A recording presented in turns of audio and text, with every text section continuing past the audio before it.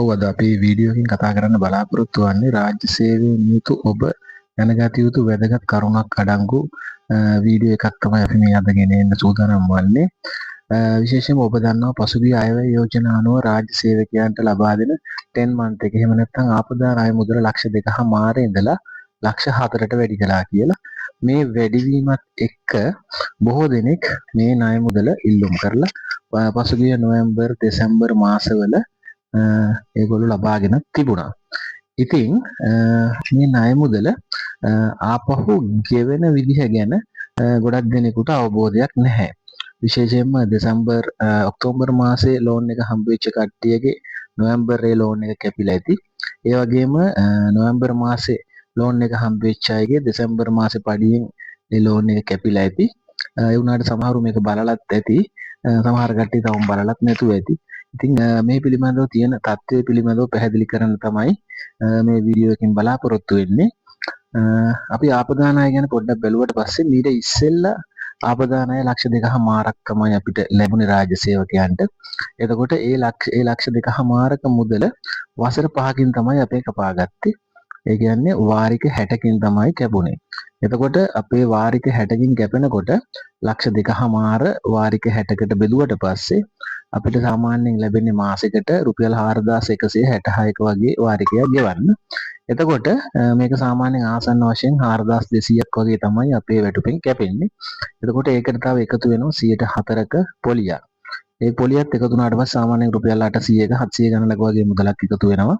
එතකොට රුපියල් 5000ක වගේ මුදලක් තමයි ඉස්සෙල් ලක්ෂ 2.5ක අපිට ආපදා ණය මුදලක් දෙනකොට අපේ පඩියෙන් කැපෙන මුදල සාමාන්‍යයෙන් රුපියල් 5000ක් වගේ තමයි වෙන්නේ.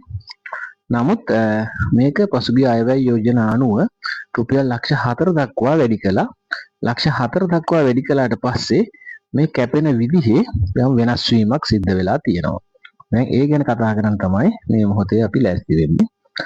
අලුත් විදිහට අනුව අපේ වාරිකය කැපෙන්නේ අපි දැනට ලැබෙන වැටුපෙන් නෙමෙයි.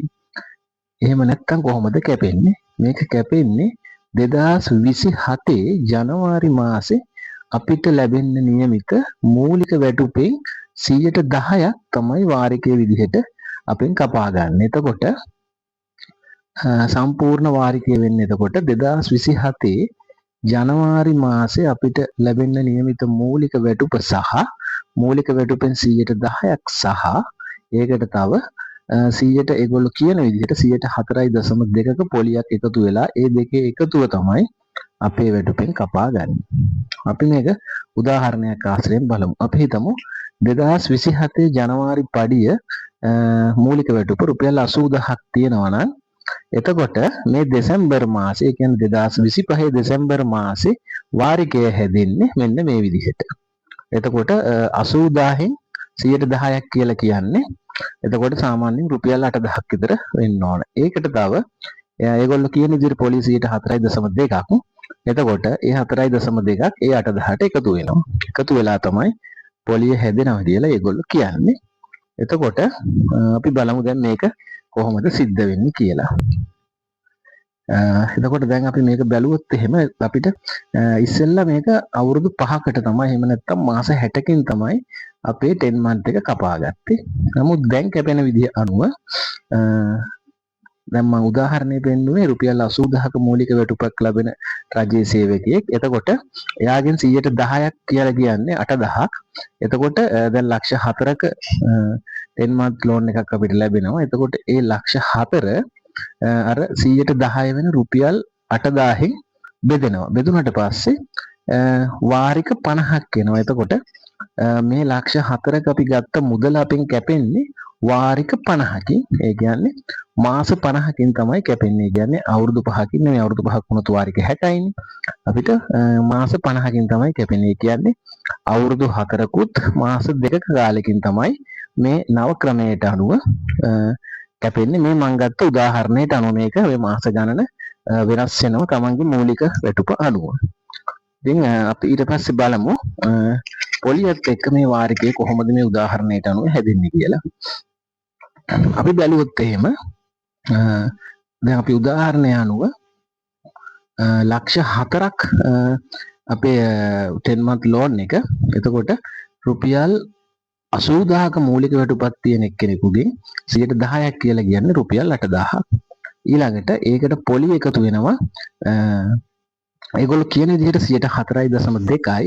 නමුත් මම බලපු විදිහට මගේ කැපිලා තිබිච්ච විදිහට ඒක සාමාන්‍යයෙන් 5.2ක් විතර ප්‍රමාණයක්. ඒක නිසා මේ ඇත්තටම කැපිච්ච ගානට මම හැදුවා 5.2ක් විතර කැපිලා තිබුණා. ඒක නිසා 5.2කට කැපුණොත් එහෙම 1733ක මුදලක් එනවා පොලි විදිහට අපෙන් කැපෙන. එතකොට අර 8000යි ඒ වගේම 1733ක් පොලියත් එක්ක සාමාන්‍යයෙන් 2027 ජනවාරි මාසේ රුපියල් 80000ක මූලික වැටුපක් තියෙන රජයේ සේවකයෙකුගෙන් රුපියල් 9733ක වාරිකයක් කැපෙනවා 10 month loan එක. එහෙම නැත්නම් ආපදා ණය මුදල ලබාගෙන තිබුණොත් එහෙම. ඒ අනුව මේ ක්‍රමයට වාරිකය හැදිලා තියෙන්නේ මූලික වැටුප අනුව අපිට බලා ගන්න පුළුවන්. ඔන්න ඔය විදිහට තමයි මේ නව ලක්ෂ 4 ආපදා ණය මුදල් ලැබුණට පස්සේ අපෙන් වාරිකය කපලා තියෙන්නේ. ඉතින් මේක ගොඩක් දෙනෙක් දන්නේ නැහැ. ඉතින් ඒ ගැන දැනුවත් කරන් තමයි මේ වීඩියෝ එක කළේ.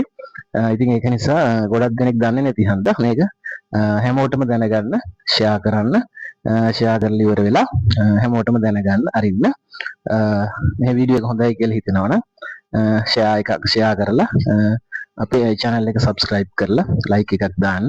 එහෙනම් සියලු දෙනාටම බොහොම ස්තුතියි.